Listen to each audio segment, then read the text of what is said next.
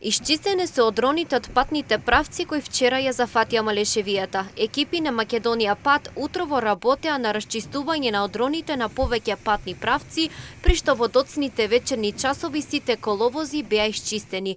Оттаму советуваат во услови на влажно време потребна е претпазливост при учество во сообраќајот. Вчера по обилните дождови кои ја зафатија државата имаше одрони кои блокираа неколку патни правци во Малешевијата. Делчево кон Пехчево, Делчево кон Истибања, Делчево кон Граничен премен, Берово кон Виница и Берово кон Струмица. Службите на Македонија пат пристапија со чистење во доцните часови, некаде околу 21 часот. Сите патни правци беа исчистени и овозможени за нормално одвивање на сообраќајот. Утринава имаше така наречено фино чистење на истите патни правци, но сега сообраќајот се одвива непречено по влажните патишта, изјави Владко Цоневски, раководител на Македонија пат.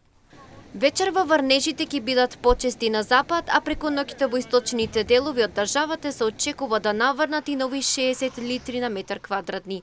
Утрово дождот во Малешевијата престана, но се уште се вози по влажни коловози долу сообраќајниците во овој регион.